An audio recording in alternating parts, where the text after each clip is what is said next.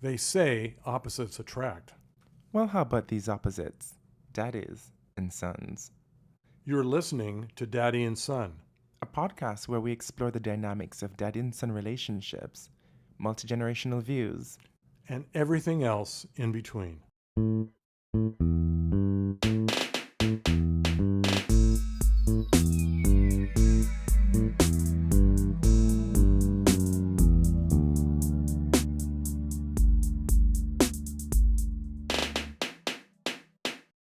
Welcome back, ladies and gentlemen, to another episode of Daddy and Son.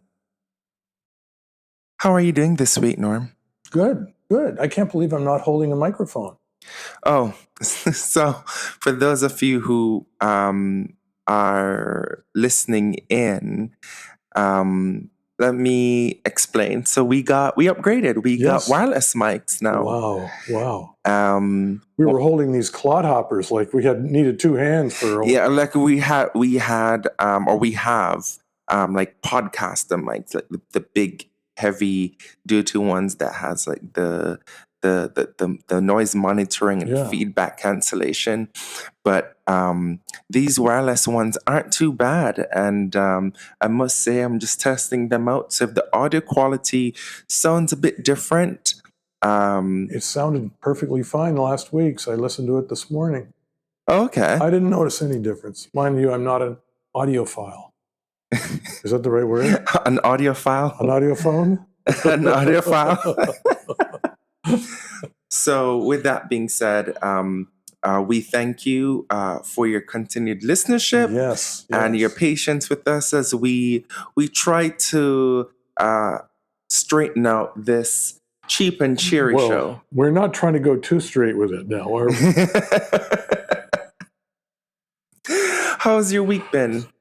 It's been good. I got a lot done this week. Got 2 good bike rides in and, some fitness, some work. But I did lose a client this week. Oh. One I was telling you about, yes. One I've had 9 years. A client that you've had for the past 9 years. But he's moving on to better pastures, though. Yes, he's bought a boat and he plans to do a lot of sailing. Ooh. I'm happy for him. He's done very well. I hope he's able to sail all the way to the Caribbean. I don't know if he wants to go that far, but he just lives in Florida. He doesn't need to. I mean, Florida is in the Caribbean, exactly. Technically. Yeah, it is. It does share the Caribbean Sea. Yeah. Okay. Well, good for him. Mm-hmm. Good for him. Shout out to Daryl. Shout out to Daryl and his boat and his retirement. Mm-hmm. Let's call it that. Well, yes. His retirement. His next chapter. I call it the next chapter. Anyway, of course you would. Of course you would. Well, and he's 10 years younger than I am. Really? Yes. Oh, I don't know why, but from the picture that you showed me of you together at the baseball game, I figured you guys were this. You really do look very young for your age. Well, thank you. I appreciate that. Because you do look younger than your peers. Well, I do have a haircut, courtesy of shout out to Rico, and that tends to take about 10 years off my life. So that would put us about equal. 10 years off your life. Speaking of 10 years on my life, what are we drinking today? These look absolutely amazing. Today you're drinking a blackberry margarita. And it has like pop sugar and pink Himalayan salt around the rim in true margarita style. Now, there are some people who would say this is not a margarita because they're a purist and it's not like agave and Jose Blanco, but it is still a margarita. It's pretty and I like it. It is. It's a work of art. It doesn't have the same color of my phone as our drink did last week, but anyway. Cheers. This is, folks, if you could see this, this is Bartender 501. That is delicious. Well, we certainly drink well around here, courtesy of Norm's stops at the local LCBO on the way over each time. We're going to need to get a sponsorship. We should. We surely So if anybody here who's listening, there's anybody at the LCBO that can get us a sponsorship, shout out to you. You reach out to us at daddyandSonPodcast@gmail.com. We would love to do a collab. Actually, I think that would make a great episode. If one day we did like, we just did a tasting episode. Oh, wow. Or cocktail making episode. And we featured stuff that were at the LCBO right now. It could be stuff that are on sale. It could be stuff that are seasonal, because the LCBO does have stuff that are seasonal. And just some summer cocktail ideas. I think that would be a really good collab. We could also talk about some good Canadian wines, too. That, too. Because, we're not buying American anymore. That's where I'm going to be moving to, wine country. Told you that already. Wine country? Yeah, I'm thinking about moving to Niagara. Really? Which part? I grew up there. Like Niagara-on-the-Lake. Yes, that's the retirement capital of Ontario. Well, I'm not retiring, but that's exactly where I will be. Wow. Well, you can certainly do a lot of podcasts with lots of daddies down there, I'm sure. You'll be missed, but I'm sure I'll find a brand new daddy. I know how to get to Niagara-on-the-Lake, okay?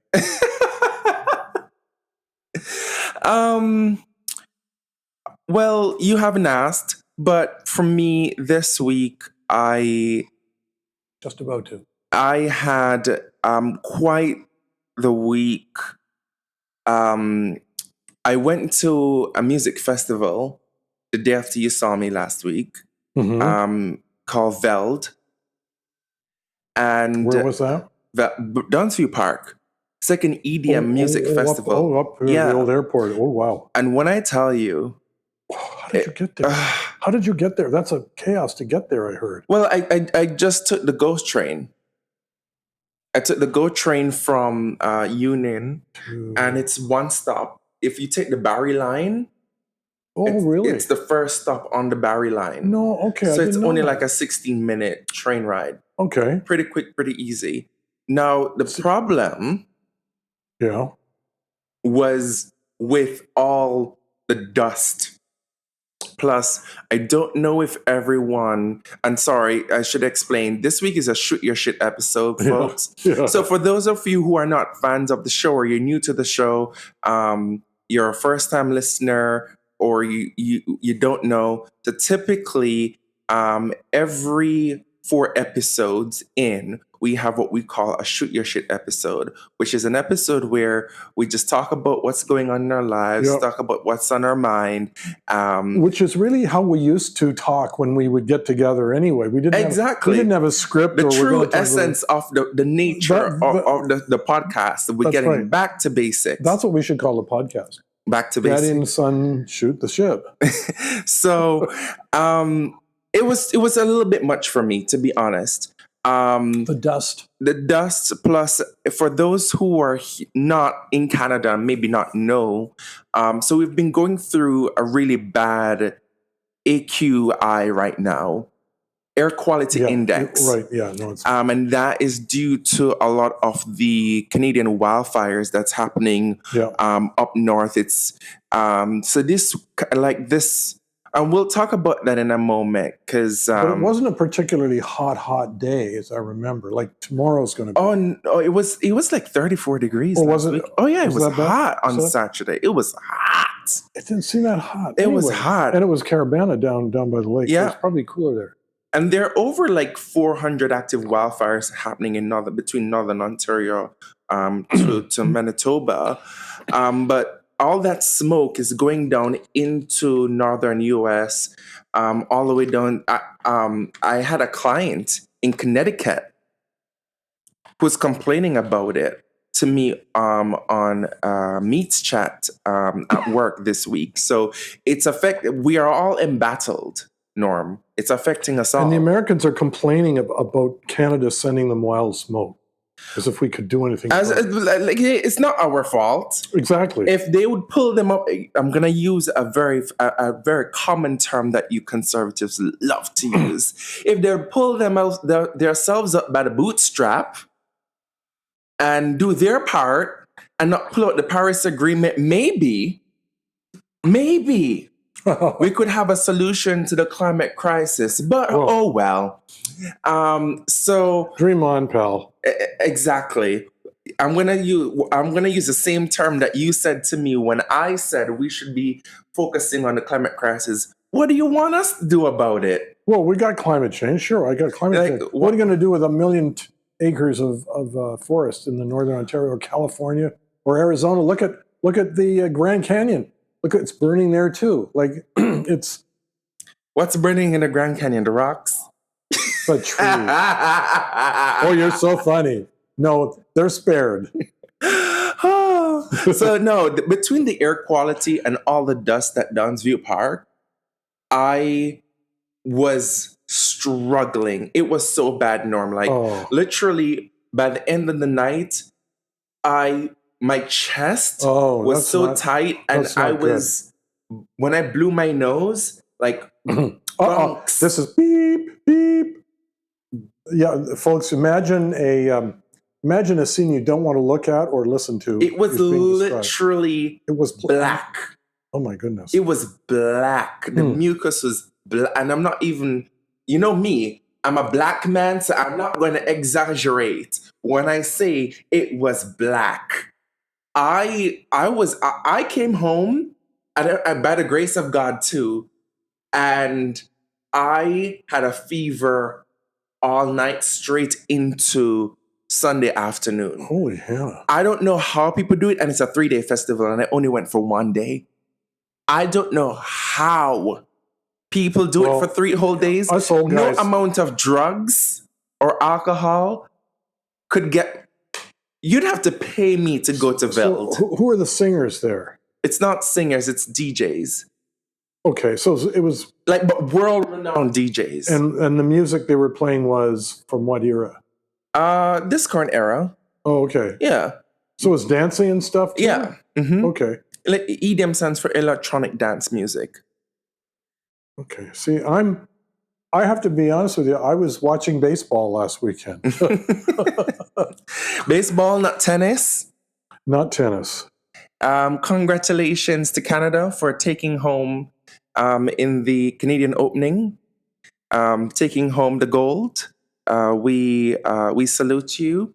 I can't remember what her name is, but she went from being like in the 82nd place. Let me Google her right now, actually. It was a lot of TV coverage this week, too. Like, you couldn't watch anything but tennis. You got the odd baseball game, but it interfered with the tennis.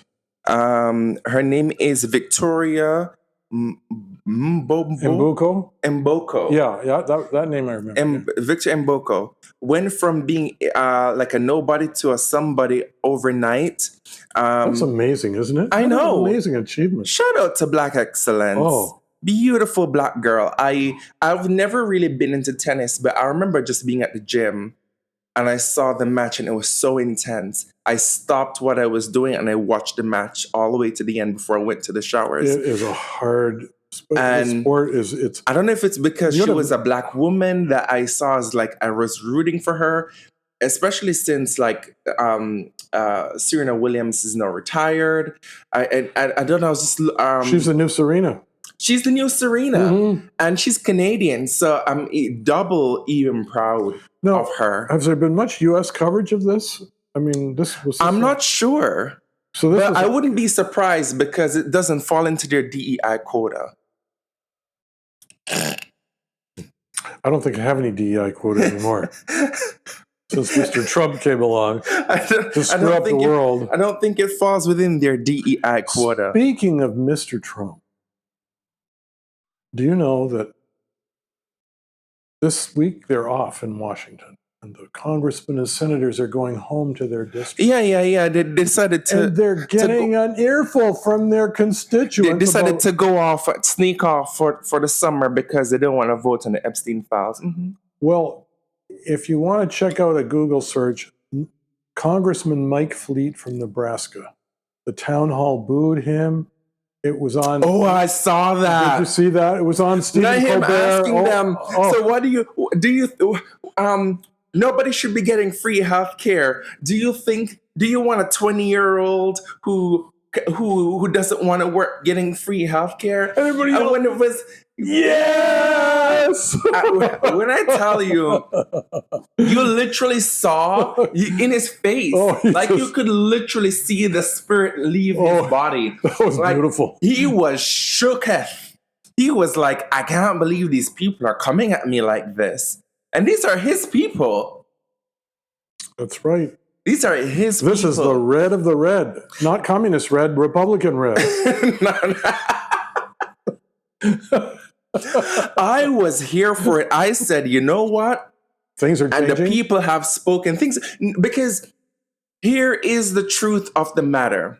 I believe, and I've said this many times, I said this to you last year. Drum roll. People who voted for Trump, in my opinion, didn't know what they were voting for. They knew what they were voting for, but they were voting on they didn't know what they were going to get. Norm, people who voted for Trump voted for racism. First thing first. Second thing second. And here's what I don't agree with that. You may not agree with me, but I think they were pissed with Biden. Here's where I put things into perspective. There may have been some like that. Majority of Trump voters cannot afford Trump's policies. Trump voters are physically liberal. They are. They're physically liberal. Physically liberal? What do you mean physically? Fiscally liberal? Yeah, they're physically liberal. That's what I said. Fiscally. You said physically. No, not physically. Fiscally. So they want spending and stuff. Correct. But they're conservative. But they're socially conservative. Now, on the flip side, the Democratic Party, Biden's Democratic Party, which is why the economy was better under Biden, unemployment was up under Biden, the economy was better under Biden, all that because the Democrats, the current Democratic Party structure is physically conservative, but socially liberal. There will be a lot of people that would disagree with that. Okay. And that's why they're cutting. That's why they want spending being cut in the United States. That's what the Republicans were in. You know what? They want to cut taxes, cut spending. Let us refresh our drinks. We'll take a quick break. We'll come back. I want to hear you debate why that is not so. Why that is so or not so? No, why it's not so. Why you don't believe that Liberal Party, why the Democratic Party in the U.S. is not fiscally conservative, but liberal, but socially liberal. They're very liberal.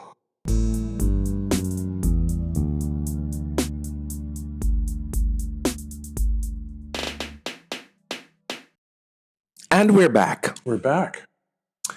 So, you said you don't agree with me, right? Well, you're saying that Republicans in the United States are fiscally liberal, and no, they're not, and they would disagree with that label. Of course, they would disagree because they aren't educated enough to understand what that even means. No, they don't want to spend. They want to contract the size of government, not expand it. That's their definition of conservative. And tell me one thing. Show me one policy. Because I can tell you 5 policies right now off the top of my head, and there are probably even more that contradicts that. But tell me one policy that they've done. Well, they're cutting a lot of spending on health, on farming, a whole bunch of things. It's pissing off people. Why? Because the people don't like losing benefits. We saw that in that congressman in Nebraska. Isn't it funny how we end up sitting talking about American politics way, way more than Canadian politics? Well, I can get into Canadian politics if you like. Are there any? The issue is... Are there any? The issue is you don't like to talk about Canadian politics. Well, we can talk about it. But I just find politics, no matter where in the world it is, interesting because it affects us all. They are. Whether it's Canadian, American, English, what's happening in Israel. English politics doesn't affect politics affects us all because no matter where in the world, because what happens in one part has an effect on the next part of the world. It's all a big circle of life. And as long as globalization is an integral part of our economy and commerce. Comrade Alex, I would agree with you that what I do affects everybody. It affects us all. Mm-hmm. So that's why you have to stay tuned to, you keep your nose on you're not just the CNN and the Fox News. You have to listen to RTTV and Al Jazeera and the BBC. You have to watch. The BBC is excellent. You have to, I don't know about that. I read their stuff. I've been watching a lot of the coverage lately on YouTube, and I have to admit that they've been missing a lot of critical information. A lot, and the reporting is very.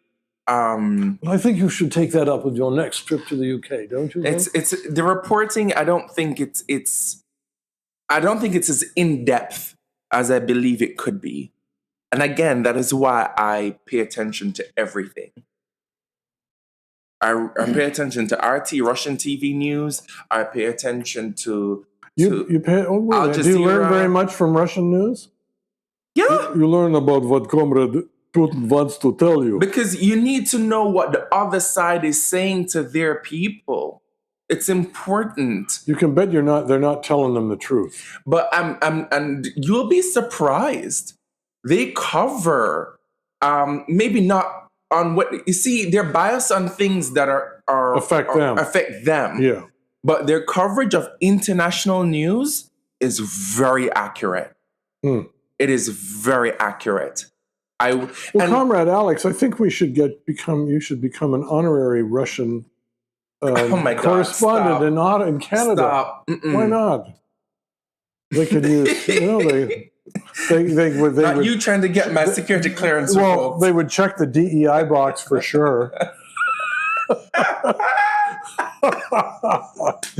Well, anyway. No, but as I believe, you've made one point about the Republicans believing in lowering spending, but they're lowering spending but they're not lowering spending in a way that is supposed to be beneficial to society. Well, they're lowering spending so that they can more money in the pockets of billionaires, of millionaires. Yes, and it's pissing off people, and that's why you saw what you saw this week. But that's not a representative. But the majority of Republican voters did not vote for that. They voted for Trump. They voted for an investment into the American people and the American economy. The American election was about immigration and the southern border, 80%. And that is why that's why they are Republicans are socially conservative,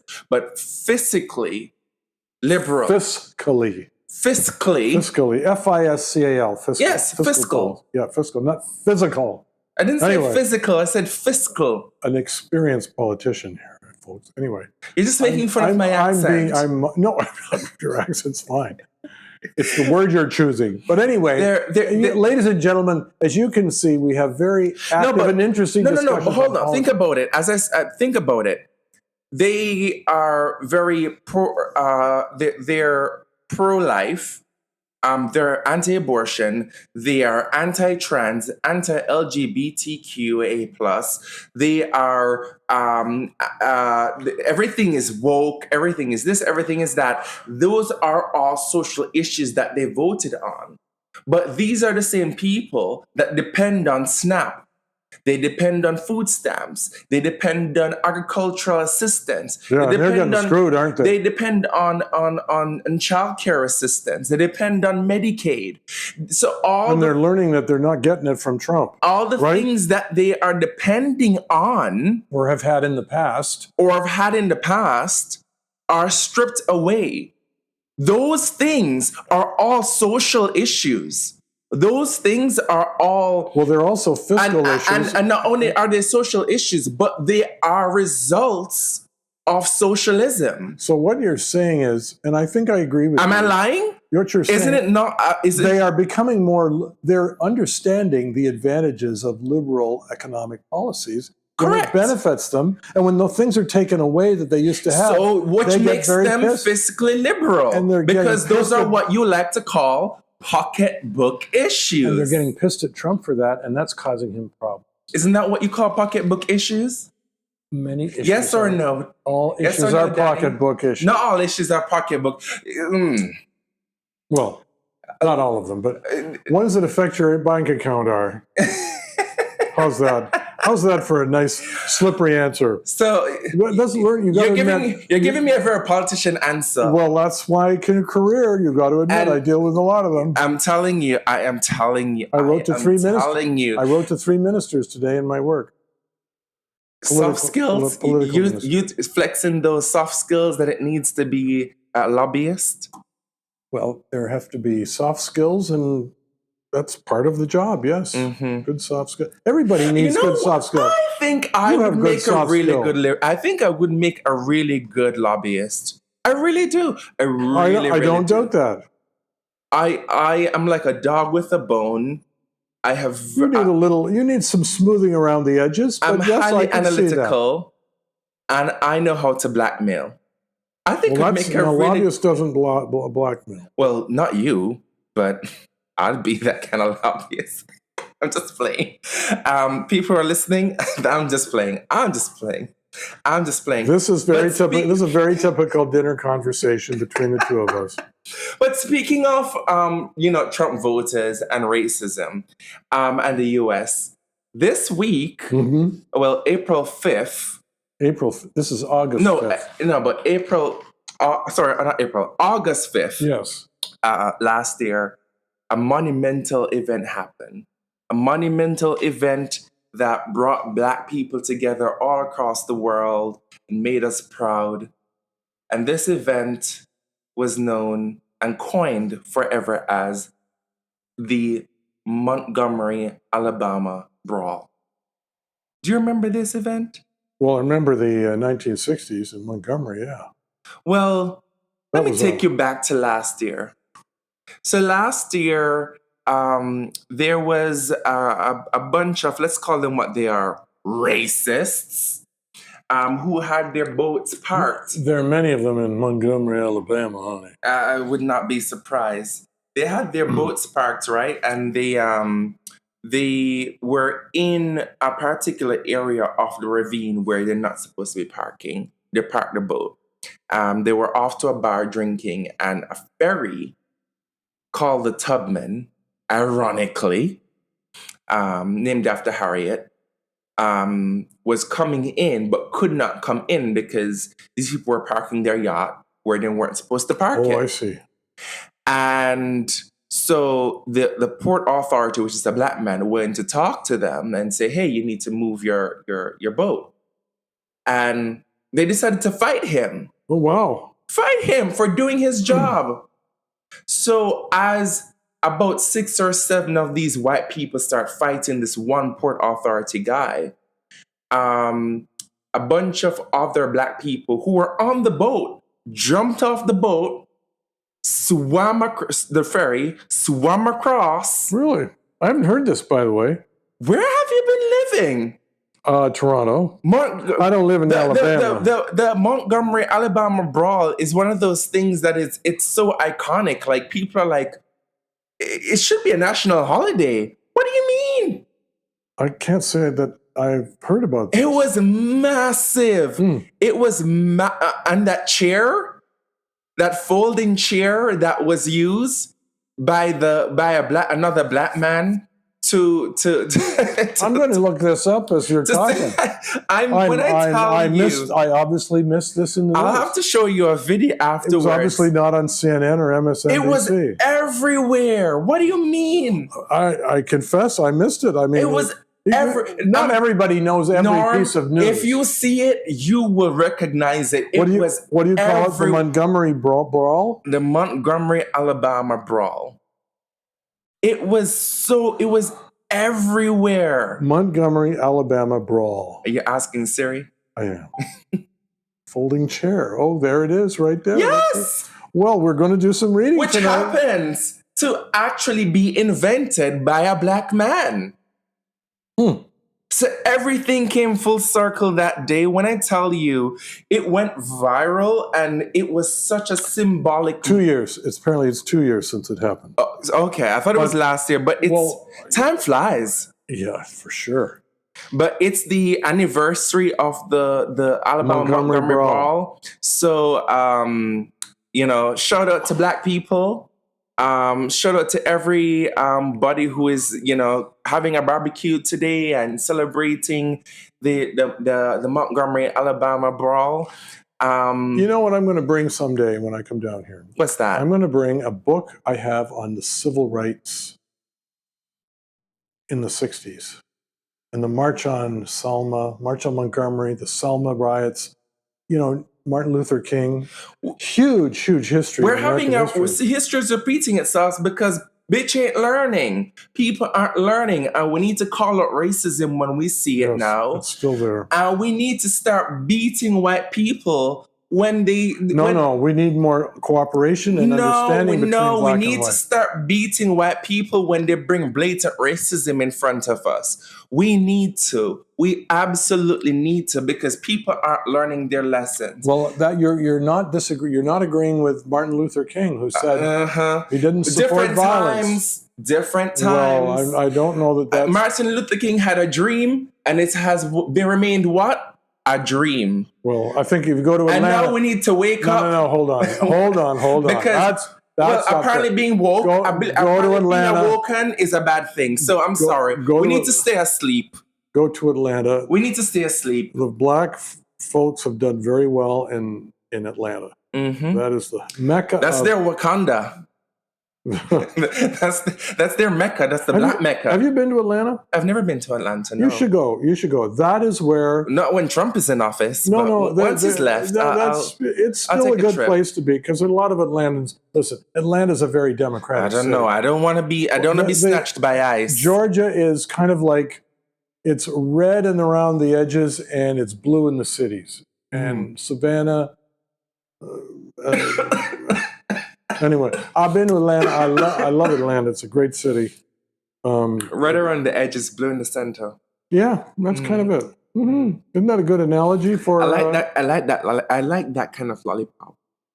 Red around the edges, but blue in the center. I like the black and white lollipop myself. Oh dear. I'm sorry, I didn't mean to.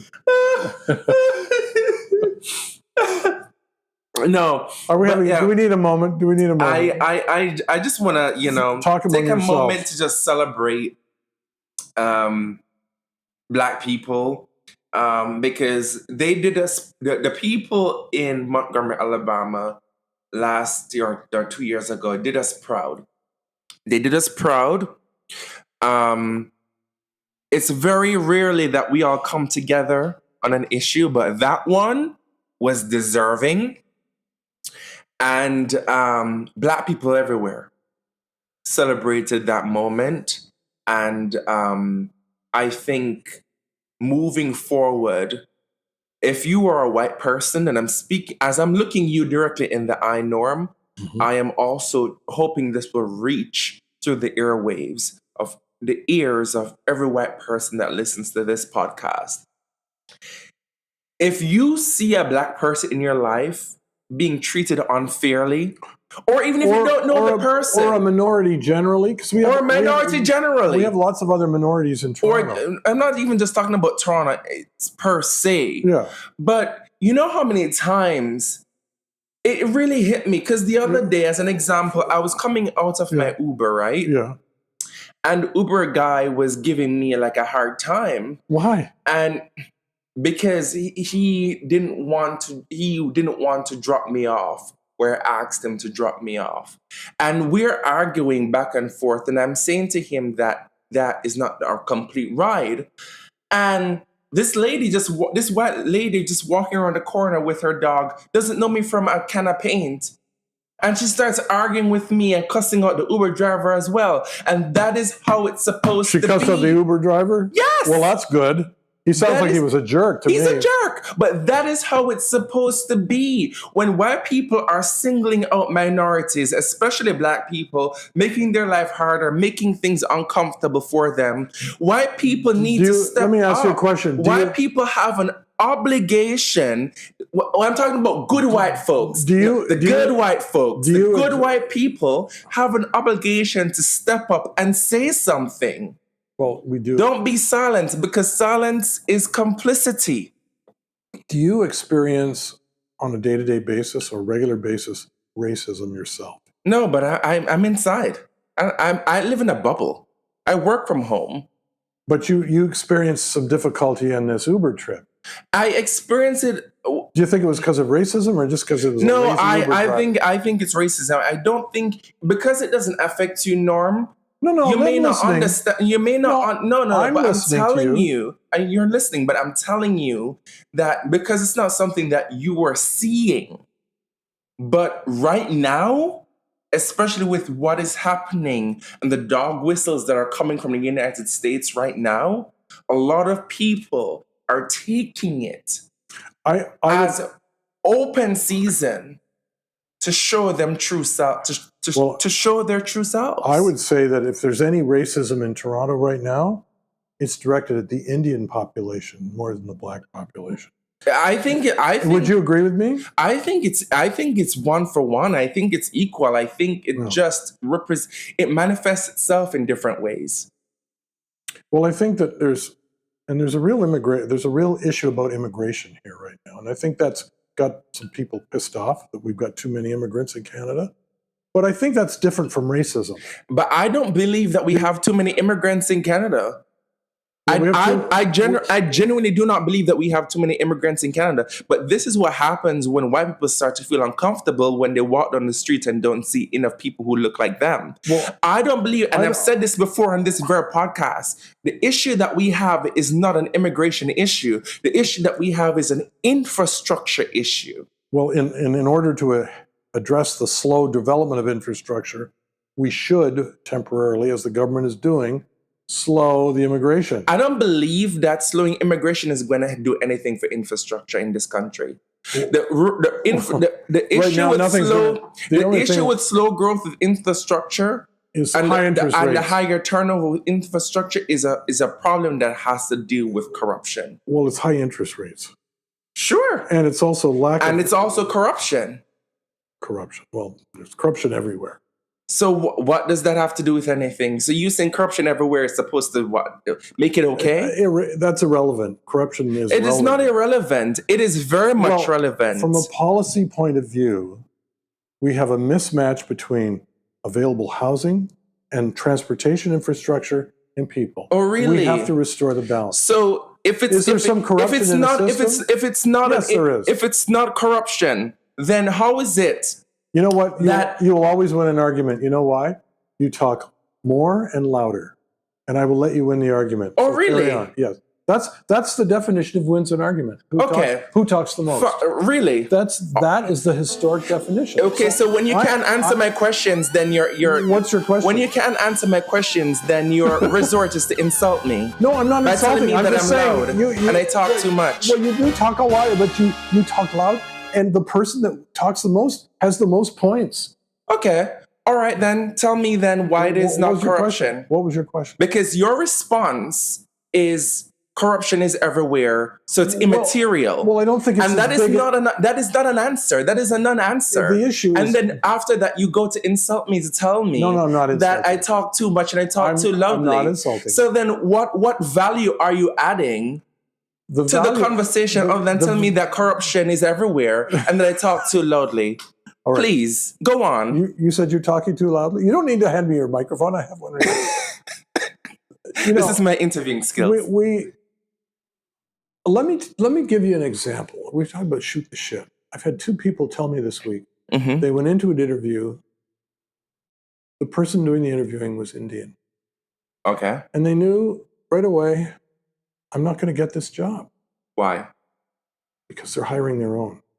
And no one's talking about this right now in Toronto. This is a Toronto issue, not predominantly around the country. And it's partly because, you want to hire your own people. There's a influx of a lot of Indian folks right now, some of whom shouldn't be here because they haven't gone home yet, others that are just here because that's where they came from, and they're running a lot of service industries, and they're hiring their own people and not allowing other minorities. And these aren't white people I'm talking to, these are black folks that aren't getting I don't know about that. My boss is Indian.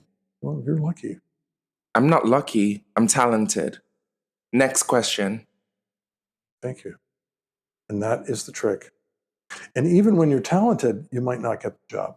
Okay, well, I don't know about might So not. you don't agree with me that the Indian issue is... I'm not saying I don't agree with you. I'm just saying that's not my experience, and that's not what I have noticed. Fair enough. I know. Like I said, my boss is Indian. And you're right. At least two people don't have, that I'm thinking of, they don't have sharp enough skills like you do, sellable skills, tradable skills. And that's what we need in this country, are young people of all races that can add some value in the workplace. I appreciate you saying that. But again, what does that have to do with the slow turnover of building infrastructure in this country? Or in America, in general, on the Western plain? You know, housing is so expensive, people aren't buying it. So the condos are going unsold and unused. And we've got these damn buildings that are empty. Thank goodness my building is going to get busted in the next couple You know years. what is ironic to me? This drink is still... We can never find money for community development. We can never find money for infrastructure. And yet still, if we needed to give $40 billion to build a stadium, or to build a spa, or to give to Ukraine, we'll find it. We'll find it. And we'll do it in a matter of just under a year. We'll find it. If we need to build alligator albatross, we could the US will find the money to build up a structure in 7 days. Courts have just told them to hold off. But there is no money to put into community development and infrastructure. Bullshit. That's a Republican Trump government doing that. Bullshit. Which is not. There is of course no reason why countries, and this is why I say we get what we pay for. Well, that's what politics is. It's how you allocate resources socially. That's what politics is. People deciding that is not politics. That is corruption. Well, I don't call that because that's not what people are voting for. No, that's I will tell you right now, as a dad to a son, you will change your view of that in a few years.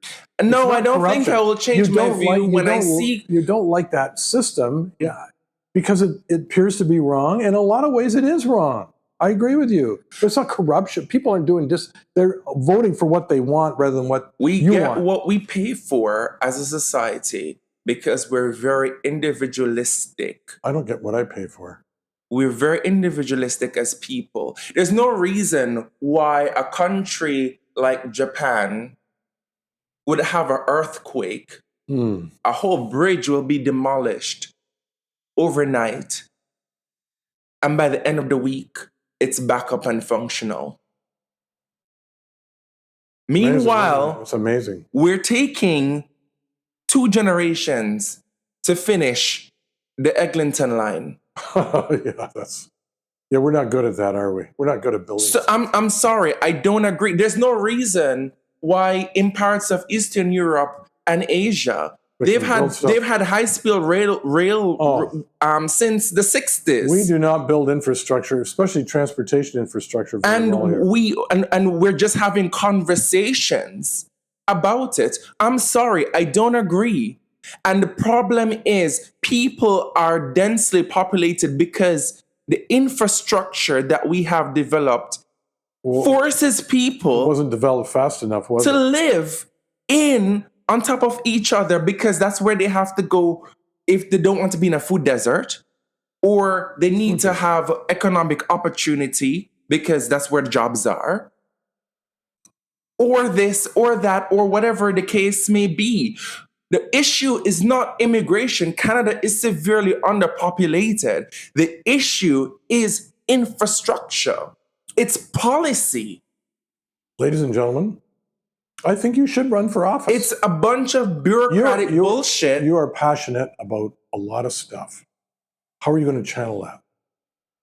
Well, this is part of the... See, I feel passionate about some things. I'm not going to be running for office. I've been writing my legislative representatives and my local representatives. As you know, like with the bike lane issues. Copy me on these. I want to see these letters you write. Oh, I didn't copy in the bike lane one. But... Well, you've got an email. I feel like... You sent it by email? I sent it by email and they got a response, but the response was basically like, they basically told me, fuck you. Well, they said to me, we've received your email. However, we will be going forward with this project. This is how this is how we'll be handling this. And they didn't address any of the issues that I put forward. No, they don't. Didn't address any of my issues. The issues for the seniors. Because you're only one person. The issues for congestion.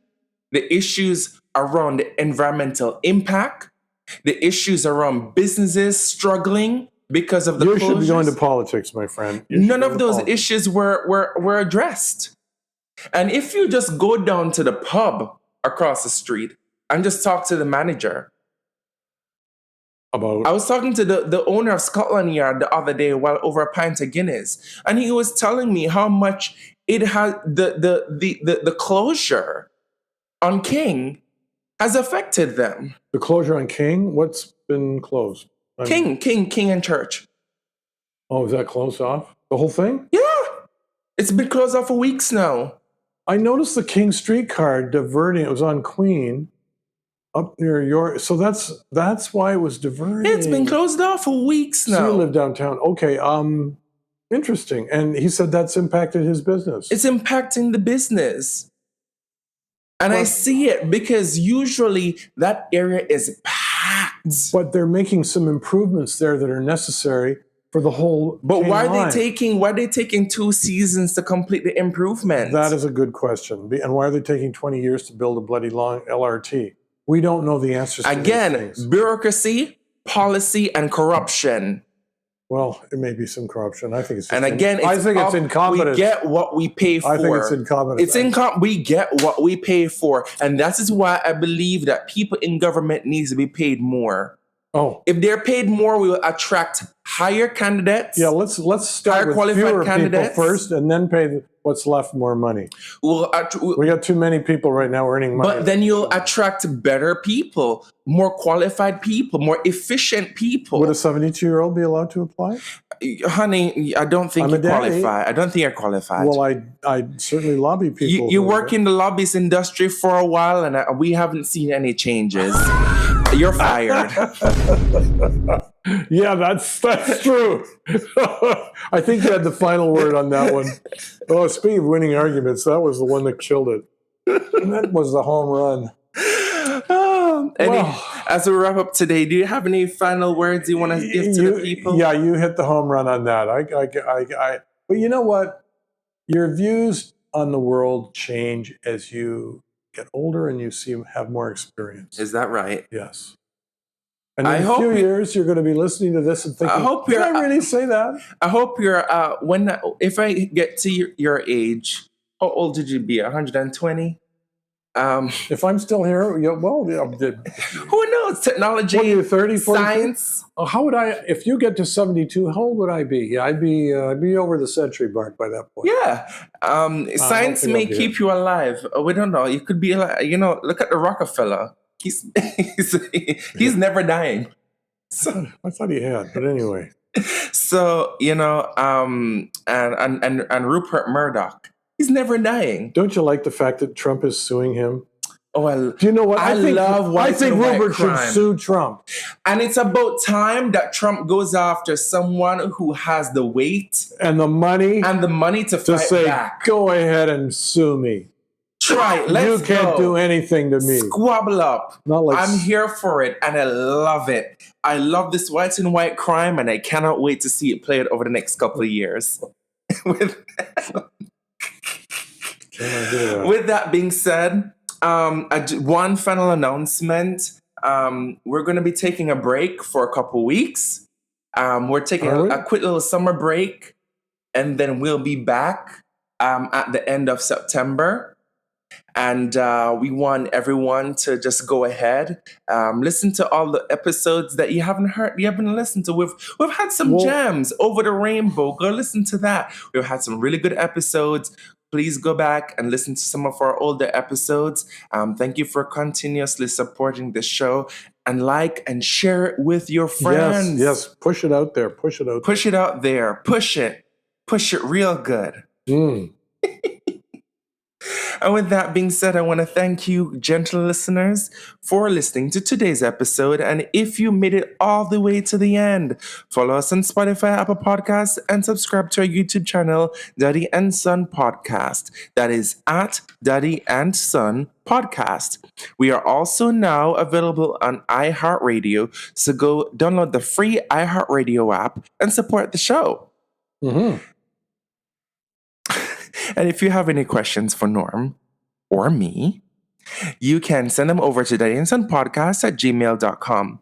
That is DADDYANDSON podcast@gmail.com. Until next time, sons, be good to your daddies. Till next time, daddies, be kind to your sons.